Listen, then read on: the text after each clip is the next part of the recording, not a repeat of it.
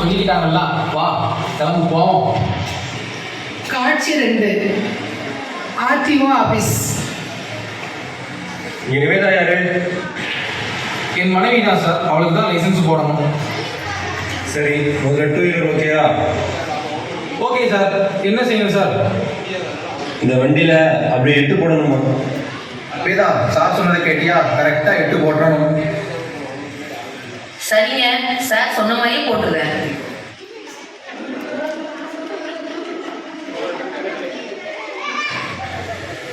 இந்த அம்மாவை 8 போட சொன்னா முட்டை போட்டுக்கிட்டு இருக்கு. சரி சார், தப்பா நினைச்சுக்கிடாதீங்க சார். அவ டீச்சர், பேப்பர்ல முட்டை போட்டு போட்டு இங்கேயும் வந்துட்டு இன்னொரு சான்ஸ் கொடுங்க சார், ப்ளீஸ் சார். வாயை மூடுங்க, அவங்க ஃபெயில். நாளைக்கு வாங்க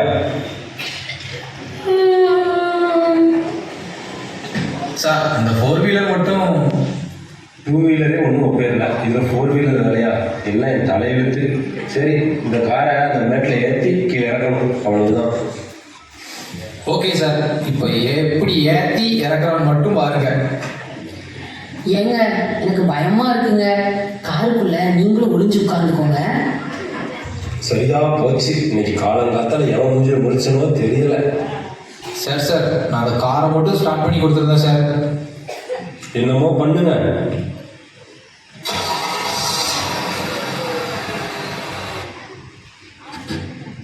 என்ன இந்த கார் மூவே ஆக மாட்டேங்குது? ஏய், அந்த ஆக்சிலேட்டரை மிதி. ஆக்சிலரேட்டரா? அது எந்த பக்கம் இருக்குங்க? லெஃப்டா இல்ல ரைட்டா? சரியா போச்சு, முதல்ல காரை விட்டு கீழே இறங்குங்க. ஏன் சார், சும்மா டவுட்டு தானே கேட்டா, அதுக்குள்ள இப்படி இறங்க சொன்னா எப்படி சார்? ஏமா இப்படி வாங்க கொஞ்சம். நான் ஒரே ஒரு கேள்வி கேட்கிறேன், அதுக்கு பதில் சொல்லுங்க. உடனே உங்களுக்கு லைசன்ஸ் கொடுத்துட்றேன். கேளுங்க. சரி கேளுங்க. உங்ககிட்ட இல்லை, உங்க மனைவி கிட்ட. சார், ஒன்னே ஒன்று சொல்லட்டுமா? அவ டீச்சர், எல்லா பிள்ளைகளுக்கும் அவ தான் கேள்வி கேட்பா. இப்போ நீங்க அவகிட்ட கேள்வி கேட்டா எப்படி சார்? பரவாயில்லைங்க, நீங்க ஃபீல் பண்ணாதீங்க, அவங்க கேட்கட்டுங்க, நான் பாத்துக்கிறேன். நீங்க காரை 100 கிலோமீட்டர் ஸ்பீட்ல ஓட்டிட்டு போறீங்க. திடீர்னு உங்க முன்னால ஒரு வாலிப பையன் போனை நோண்டிக்கிட்டே வாரான். சார் என்னாச்சு அதுக்கப்புறம்? பொறுமையா இருங்க, இன்னும் கேள்வி முடியல. சார், இது ரொம்ப தப்பு சார், கஷ்டமான கேள்வியா இருக்கு சார். பரவாயில்லைங்க, நீங்க ஃபீல் பண்ணாதீங்க, அவங்க கேட்கட்டும். முன்னாலே ஒரு வாலிபன் குறுக்க வந்துட்டான். ஒரு பஸ் வருது பின்னாடி. லெஃப்ட் பக்கம் ஒரு பெரிய பள்ளம் இருக்கு, வலது பக்கம் ஒரு பெரிய பாதை இருக்கு. இந்த சூழ்நிலையில நீங்க என்ன செய்வீங்க? இந்த சூழ்நிலையிலையா சார், அது வந்து எங்க என்னங்க செய்யணும்? வாலிபன் மேல மோதி. வாலிபன் மேல மோதிரவா? ஏங்க போலீஸ் புடிச்சிட்டு போயிருங்க. டோன்ட் வெரி, நான் வந்து உன்னை ஜாமீன் எடுத்துவேன். என்ன டிஸ்கஷன்? சீக்கிரமா பதில் சொல்லுங்க. சார், அந்த வாலிபன் மேல மோதிடுவேன் சார். ஏமா அழுகாதமா, உங்களுக்கு லைசன்ஸ் தர முடியாதுமா, நீங்க ஃபெயில். சார் சார், இன்னொரு தடவை மட்டும் அந்த கேள்வியை கேளுங்க சார், ப்ளீஸ் சார். நீங்க கார்ல 100 கிலோமீட்டர் ஸ்பீட்ல போய்கிட்டு இருக்கீங்க. எதிரில் ஒரு வாலிப பையன் வந்துட்டான். பின்னாடி ஒரு பஸ் வருது. லெஃப்ட்ல ஒரு பெரிய பள்ளம் இருக்கு, ரைட்ல ஒரு பாறை இருக்கு. இந்த டைம்ல நீங்க என்ன செய்வீங்க? சார், வலது பக்கம் பாறையில விட்டுருவேன் சார். இல்ல, தப்பு. தப்பா? இடது பக்கம் பள்ளத்துல இறக்கிடுவேன் சார். மறுபடியும் தப்பு. இதுவும் தப்பா? அப்ப நான் ரிவர்ஸ்ல வந்துடுவேன் சார். இதுவும் தப்பு தான் சார். உங்க கேள்வியே தப்பு சார். வாயை மூடுங்க, போயிட்டு ஒரு மாசம் கழிச்சு நல்ல ஓட்ட கத்துக்கிட்டு வாங்க. சார் சார், இந்த கேள்விக்கு பதில் தரலனா மண்டையே வெடிச்சிடும் சார். ப்ளீஸ் இதோட ஆன்சரை மட்டும் எனக்கு சொல்லிடுங்க சார். 4 பக்கமும் பிரச்சனை, அப்போ உடனே பிரேக்கை தானே பிடிக்கணும். இது தெரியல. அதானே, ஆமா, பிரேக்கை பிடிச்சா வண்டி உடனே நின்றுடும். வாலிபன் போன பிறகு திரும்ப போகணும், கரெக்ட் தானே சார்? ஏங்க எனக்கு ஒரு டவுட்டுங்க, இந்த பிரேக் எந்த சைட்லங்க இருக்கும்? லெஃப்ட்லயா இல்ல ரைட்லயா? ஐயோ, திரும்பவுமா? உன்னை வச்சு நான் எந்த காலத்துல லைசன்ஸ் போட? அன்பானவர்களே, இந்த காரில் ரொம்ப முக்கியமானது 2 தான். ஒன்று ஆக்சிலேட்டர், இன்னொன்று பிரேக்கு. ஆக்சிலேட்டர் வண்டி ஓட்டுவதற்கு, பிரேக் நம்மை பாதுகாப்பதற்கு. அதுபோல நம் வாழ்க்கையில 2 முக்கியமான விஷயங்கள் இருக்கு. ஒன்று ஜெபம், அடுத்தது விசுவாசம். ஜெபம் தான் நம்ம வாழ உதவுகிறது, விசுவாசம் நம்ம காப்பாற்றுகிறது. இது தெரியாவிட்டால், அதை பயன்படுத்தாவிட்டால் உங்களால் வாழ்க்கையில் ஜெயிக்கவே முடியாது.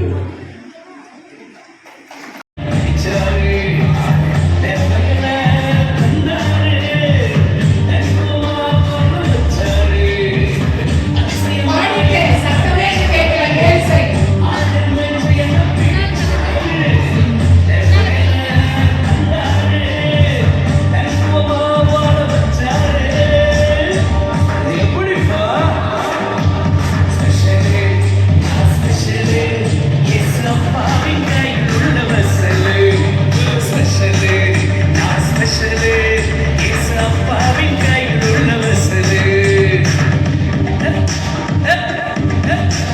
மறைஞ்சிருந்த என்ன தெரிந்து கொண்டாரு, மதிப்புவனா என்ன ஆக்கிவிட்டாரு, பயந்திருந்த என்ன தேடி வந்தாரு, பாடலை யாரும் சொல்லவே இல்லையே. என்ன சத்தமா. ஆக்கிவிட்டாரு. மறைஞ்சிருந்த என்ன தெரிந்து கொண்டாரு, மதிப்பு மிக்கவனா என்ன ஆக்கிவிட்டாரு, பயந்திருந்த என்ன தேடி வந்தாரு, பலவானா என்ன மாற்றிவிட்டாரு. சூப்பர்பா, ஸ்பெஷலு, நான் ஸ்பெஷலு, சத்தமா. அப்பாவின் கையில் உள்ள ஸ்பெஷலு, ஸ்பெஷலு, நீ ஸ்பெஷலு, அப்பாவின் கையில் உள்ள ஸ்பெஷலு. லல்லாலா, லல்லாலா, லல்லாலா, லல்லாலா, லல்லாலா, லல்லாலா, லல்லாலா, லல்லாலா, லல்லாலா, லல்லாலா. அவங்கதான் அன்னை தெரசா. அன்னை தெரசாவை குறித்து நீங்க புக்ல படிச்சிருக்கீங்களா? அன்னை தெரசா அவங்க மக்களுக்கு தொண்டாற்றினவர்கள், இயேசுவின் அன்பை வெளிப்படுத்தினாங்க. இவங்க பெயர் வந்து ஆக்னஸ் ஓஜாசி அப்படிங்கறது இயற்பெயர். இவங்க எங்க இருந்தாங்க அப்படின்னு சொன்னா, இவங்க வந்து ரோமன் கத்தோலிக்க மதத்தை சார்ந்தவர்கள். கிறிஸ்துவின் அன்பை அவங்க தரித்து கொண்டு ஏழை எளிய மக்களுக்கு, தொழுநோயால் பாதிக்கப்பட்ட மக்களுக்கு, காச நோயால் பாதிக்கப்பட்ட மக்களுக்கு, இன்னும் எய்ட்ஸ்னால பாதிக்கப்பட்ட மக்களுக்கெல்லாம் கிறிஸ்துவின் அன்போடு, இயேசுவின் அன்போடு அவங்க பணிவிட செஞ்சாங்க. அவங்க கொல்கத்தாவுல நிறைய தொண்டு நிறுவனங்களை அவங்க இயற்றி நடத்திட்டு வந்தாங்க. அவங்க செஞ்ச அருட்பணிக்கு நோபல் பரிசு அரசாங்கத்தினால அவங்களுக்கு பல முறை கிடைக்கப்பட்டு இருக்கிறது. இவங்க மக்கள் மத்தியில நிறைய சேவை செய்து இன்னும் அவங்க எல்லாருடைய இருதயத்திலும் நீங்காத இடம் பெற்றிருக்கிறாங்க. எந்த அருவருப்பும் இல்லாம புண்களை துடைக்கவும், அந்த வியாதியிலிருந்து அவங்க சுகம் பெறணும் அப்படிங்கிறதுக்காக ஏசப்பாவோட ஜெபத்துடனும் அவங்க தன்னையே அர்ப்பணித்து அந்த ஏழை எளிய மக்களுக்கு எந்த பிரதிபலனும் எதிர்பார்க்காம அன்பை மட்டுமே பிரதானமாக கொண்டு சமூகத்துல இப்படிப்பட்ட ஒதுக்கப்பட்ட தொழுநோய், காச நோய், அது மாத்திரம் இல்ல இன்னும் பலவிதமான கொடிய மரண வியாதியினால் அகப்பட்டவங்களுக்கு எல்லாம் அவங்க பணிவிட செய்து அவங்களுக்கு மறுவாழ்வு கொடுத்தவங்க தான் இங்க இருக்கிற அன்னை தெரசா.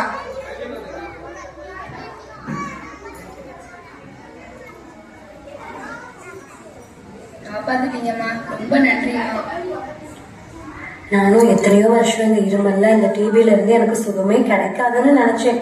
இருமி எனக்கு நெஞ்செல்லாம் வலிக்கும், நானே செத்து போயிடலாமான்னு நினைச்சேன். ஆனா நீங்க எனக்கு பொதுவாக கொடுத்துருக்கீங்க, உங்களுக்கு ரொம்ப நன்றிமா.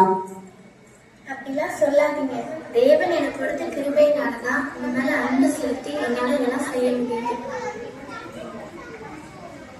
நாளைக்கு எல்லாருக்கும் எப்படி உணவு கொடுக்கறதுன்னே தெரியலையே. நம்ம கையில சுத்தமா பணமே இல்லையே. இப்ப என்ன பண்றது? சரி, இந்த ஊர்ல இருக்கிறவங்க கடைக்காரங்க கிட்டலாம் நம்ம நிலைமைய சொல்லி உதவி கேட்போம். ஐயா ஐயா. யாருமா நீங்க? உங்களுக்கு என்ன வேணும்? ஐயா, நான் ஏழைகளுக்கும் ஆதரவற்ற அநாத பிள்ளைகளுக்கும் தொழு நோயாளிகளுக்கும் இயேசுவின் அன்பை வெளிப்படுத்தி ஆதரவு இல்லங்களும் அநாத இல்லங்களும் நடத்திட்டு வரேங்க ஐயா. அவங்களுக்கு உங்களால முடிஞ்ச உதவியை கொஞ்சம் செய்யுங்க ஐயா. அப்படியா? சரிம்மா, இருங்க.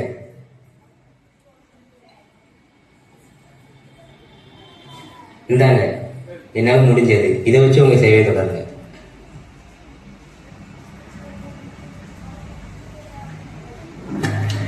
ஐயா ஐயா அம்மா நீங்களா?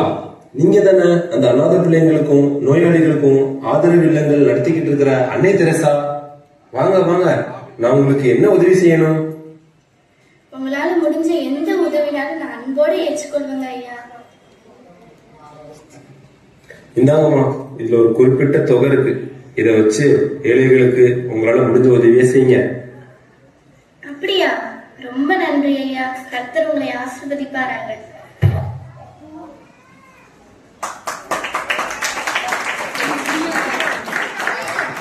ஐயா ஐயா யாரம்மா நீ? முன்ன பண்ண தெரியாத இடத்துல வந்து கூப்பாடு போட்டுக்கிட்டு இருக்க. ஐயா, நான் தான் அன்னை தெரசா. உன் பேரை யாருமா கேட்டா? ஆமா, இப்போ உனக்கு என்ன வேணும்? இங்க எதுக்கு வந்த? ஐயா, நான் ஒரு தொண்டு நிறுவனம் நடத்திட்டு வந்துட்டு இருக்கிறேன். அதுல வந்து கஷ்டப்படுறவங்க, அநாத பிள்ளைங்க, தொழுநோயால பாதிக்கப்பட்டிருக்கிறவங்க, இவங்களை வச்சு பராமரிச்சுட்டு வரேன். அதுக்கு எனக்கு பண உதவி தேவைப்படுது ஐயா. உங்களால முடிஞ்ச உதவி என்ன செய்யுங்க ஐயா. எவ்வளவு தைரியம் உனக்கு? என்கிட்ட வந்து பண உதவி கேக்குற? உனக்கு கொடுத்தாம வச்சிருக்க? ஐயா ஐயா, கோச்சுக்காம உங்களால முடிஞ்ச உதவியை செய்யுங்க ஐயா. நான் உங்ககிட்ட கையேந்து கேட்கிறேன் ஐயா. இந்த உதவி தானே, இந்த வாங்கிக்கோ. ஐயா ஐயா, நீங்க கொடுத்ததை நான் வச்சுக்கிறேன். ஆனா அந்த அநாத குழந்தைங்களுக்கு என்ன நீங்க தர போறீங்க? என்ன இந்த அம்மா இப்படி சொல்லுது? இதுக்கு கோபமே வரலையா? சார், நான் எவ்வளவு அவமானப்படுத்தியும் இந்த அம்மா கொஞ்சம் கூட வருத்தப்படாம அந்த பிள்ளைங்களுக்கு உதவி கேட்கறாங்களே. எவ்வளவு அன்பு இருந்தா இவங்க இப்படி கேட்க முடியும்? சரி, நம்ம தப்பு பண்ணிட்டோம். இவங்களுக்கு ஏதாவது ஒரு தொகையை கொடுத்து அனுப்புவோம். அம்மா இந்தாங்கம்மா, நான் உங்களுக்கு ரொம்ப அவமானப்படுத்திட்டேன், என்ன மன்னிச்சிருங்கம்மா. இருங்க, நான் ஒரு செக்கு தாரேன். அதுல உங்களுக்கு எவ்வளவு தேவையோ அதை எழுதுங்க. அதை எடுத்து உங்க சேவைக்கு நீங்க பயன்படுத்திக்கோங்க. ரொம்ப நன்றிங்க ஐயா. தேவன் உங்களை ஆசீர்வதிப்பாராக. இப்ப கேட்டதுங்க.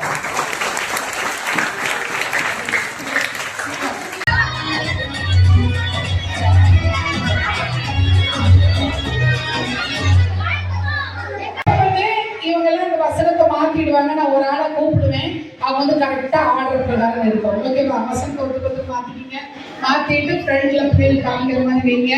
இப்ப சீனியர்ல இருந்து யாரோ பெரிய பிள்ளைங்க வாங்க, டான்ஸ் ஆடலாம்.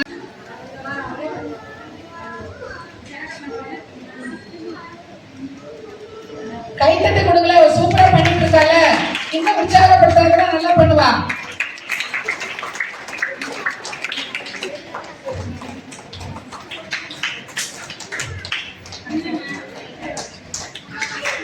சூப்பர், நல்ல ஜோரா கைத்தட்டுங்க. நான் 2 முறை தான் வசனம் சொல்லி கொடுத்தேன், அவர் சூப்பரா சொல்லிட்டா. அப்படியே இருமா.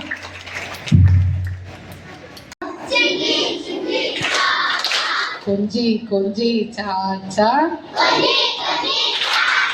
சிங்கி சா கொஞ்சி சா சிங்கி கொஞ்சி சாச்சா சிங்கி சிங்கி சாச்சா கொஞ்சி கொஞ்சி சாச்சா. ஆஹா லே லூ லூ லூ யா யா யா ஹalleluya. பக்கத்துல பார்த்து சொல்லு, நான் அழகா இருக்கேன்னு கேளு. அழகா இருக்கேன்னு கேளு. நான் இங்க இருந்து பாக்குறேன், நீங்க சூப்பரா அழகா இருக்கீங்க. இன்னும் கொஞ்சம் பவுடர் போட்டீங்கன்னா இன்னும் கொஞ்சம் அழகாயிடுவீங்க. இன்னும் கொஞ்சம் உட்கார்ந்து பவுடர் போட்டலாமா? லைட்டா போட்டிருக்கீங்க, இன்னும் கொஞ்சம் லைட்டா போட போறீங்க. ஆஹா லே லே லே லூ லூ லூ யா யா யா ஹalleluya. நான் அழகா இருக்கேன்னு கேட்டுக்கு இன்னொரு வாட்டி. சூப்பரா இருக்கீங்க. இப்ப அதே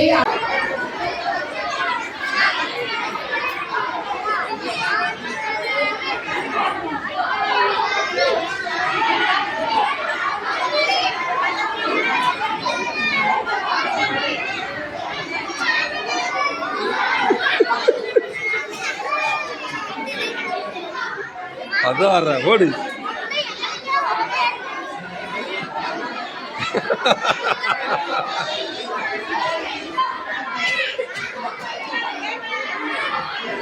பாவிலா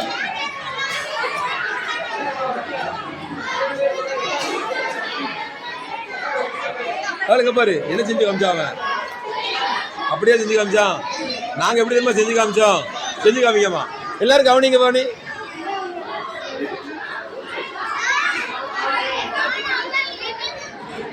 இங்க பக்கத்துல வந்துரு, எல்லாரும் பக்கத்துல வந்துரு. அவங்க எப்படி தெரியுமா செஞ்சாங்க? அவங்க எப்படி தெரியுமா செஞ்சாங்க? இப்படிதான் செஞ்சாங்க. அப்படின்னா என்ன தெரியுமா? இயேசு நல்லவர்னு அர்த்தம். நீ உடனே வரும்போது இப்படின்ட்ட என்ன இது? அப்பா இயேசுவோட அம்மா மரியாள். நேத்து நிறைய பேர் இயேசுவோட அப்பா அம்மா யாருன்னு தெரியலன்னு சொன்னீங்கல்ல, பேர் தெரியலன்னு சொன்னீங்கல்ல. இயேசுவோட அம்மா பேர் என்ன? அப்பா பேர் என்ன? இயேசு இந்த பூமியில வாழ்ந்த போது 12 வயசான போது காணாம போயிட்டாரு. அவங்க ஒரு பண்டிகைக்காக அவங்க தூரமா பிரயாணப்பட்டு போகும்போது இயேசுவை தொலைச்சிட்டாங்க. அப்ப அவங்க இயேசுவை தேடி போகும்போது மற்ற பிள்ளைங்க மாதிரி போய் விளையாடவோ சேட்டை பண்ணவோ செய்யாம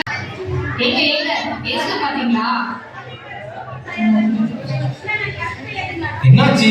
ஏன் இப்படி பதட்டப்படுற? என் கூட தான் இருந்தாரு, திடீர்னு பார்த்தா காணும்.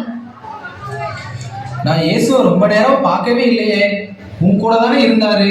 நான் உன் கூட தான் இருப்பாருன்னு நினைச்சேன். ஐயோ, உங்க கூடயும் இல்ல, என் கூடயும் இல்ல. இப்ப நான் இயேசுவை எங்க போய் தேடுவேன்? இந்த திருவிழா கூட்டத்துல அவர் நான் எப்படி கண்டுபிடிப்பேன்? ஐயோ, இப்ப நான் என்ன பண்ணுவேன்? இயேசுவை நான் இப்படி தொலைச்சிட்டேனே. சரி வா, நம்ம 2 பேரும் முதல்ல அவரை தேடி கண்டுபிடிப்போம். ஐயோ, இயேசுவை காணோமே. இயேசு, இயேசு எங்க இருக்கீங்க? இயேசு, இயேசு. பிபிஎஸ் பிள்ளைங்களா, இயேசுவை தொலைச்சிட்டோம், அவரை காணோம். அவரை பார்த்தா சொல்லுவீங்களா? ஆமா, அவரை காணோம். நீங்க கண்டுபிடிச்சீங்கன்னா சொல்றீங்களா? என் மகனே இயேசு, இயேசு எங்கப்பா இருக்க? ஏங்க, 3 நாள் ஆகி இயேசு கிடைக்கவே இல்லையே. நான் என்னங்க பண்றது? நீ ஒன்னும் கவலைப்படாதம்மா. நம்ம இயேசு ஒன்னும் சாதாரணமான ஆள் கிடையாது. அவர் தேவனாலே தெரிந்து கொள்ளப்பட்டவர். அவர் நமக்கு கண்டிப்பா கிடைச்சிருவாரு. நீ அழாதம்மா. சரிங்க. சரி வா, நம்ம 2 பேரும் சேர்ந்து ஜெபம் பண்ணுவோம். அன்புள்ள பிதாவே, எங்களை நம்பி ஜீசஸை கொடுத்தீங்க. எப்படியோ நாங்க இயேசுவை தொலைச்சிட்டோம். எப்படியாவது நாங்க அவரை கண்டுபிடிக்க உதவி செய்யுங்க. ஆமென்.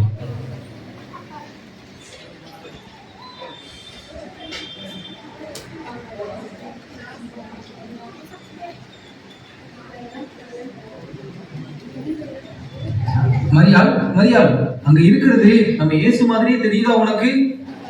ஏங்க, இருக்காதுங்க. அங்க உட்கார்ந்துக்கிறது எல்லாம் பெரியவங்க மாதிரி தெரியுது. நம்ம இயேசுவுக்கு 12 வயசு தானே ஆகுது. அவர் எப்படி அங்க இருக்க முடியும்? அவருக்கு அங்க என்ன வேலை? இல்ல, எனக்கு என்னமோ அது இயேசு மாதிரியே தான் தெரியுது. சரி, எதுக்கு குழப்பம்? வா, நம்ம பக்கத்திலேயே போய் பார்த்துருவோம். அட ஆமாங்க, அது நம்ம இயேசுதான். இயேசு, இயேசு. என்ன இயேசு, இப்படி 3 நாளைக்கு தவிக்க விட்டு போயிட்டியப்பா? ஆமா ஆமா, நாங்க எங்கதான் உங்களை தேடணும் தெரியுமா? அம்மா, அப்பா, ஏன் நீங்க 2 பேரும் என்ன தேடுறீங்க? என் பிதாவுக்கு அடுத்த வேலையில நான் எப்பன்னு உங்களுக்கு தெரியாதா? ஆமா இயேசு, நான் கூட உங்க அம்மா கிட்ட சொன்னேன். நீங்க உலகத்துல இருக்கிற மற்ற குழந்தைகளை போல இல்லாம நம்ம பிதாவோட வேலையை செய்யறதுக்காகவே தெரிந்து கொள்ளப்பட்டவர்னு சொன்னேன். அருமையான பிள்ளைங்களா, பிதாவுடைய சித்தத்தை செய்யறதுக்காகவே நான் இந்த பூமிக்கு அனுப்பப்பட்டேன். அதன்படியே இந்த பூமியில வாழ்ந்து சிலுவையில அறையப்பட்டு மரித்து அடக்கம் பண்ணப்பட்டு 3ஆம் நாள்ல உயிரோட எழுந்த எல்லாருக்கும் ரட்சிப்பை கொடுக்கணுன்றதுக்காக பிதாவின் நோக்கத்தை நிறைவேற்றி முடிச்சேன். இங்க வந்திருக்கிற உங்க ஒவ்வொருத்தரை குறிச்சும் பரலோகத்துல ஒரு நோக்கம் இருக்குது. உங்க ஒவ்வொருவரையும் ஒவ்வொரு நோக்கத்துக்காக தேவன் தெரிந்து கொண்டிருக்கிறாரு. நீங்களும் மற்ற குழந்தைகளை போல சாதாரணமானவங்க இல்ல, விசேஷமானவங்க. இயேசுவாகிய என்னால தெரிந்து கொள்ளப்பட்டவங்க. கைத்தட்ட கொடுத்துருமா? சரி, கைத்தட்ட கொடுங்க அவனுக்கு.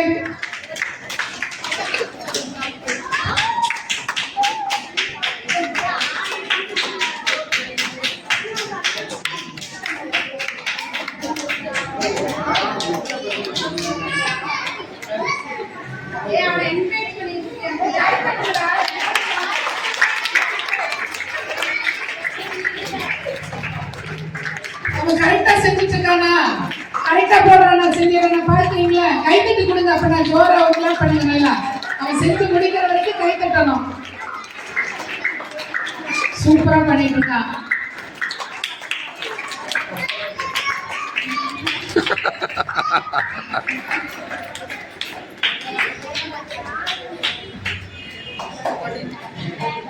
சூப்பர்.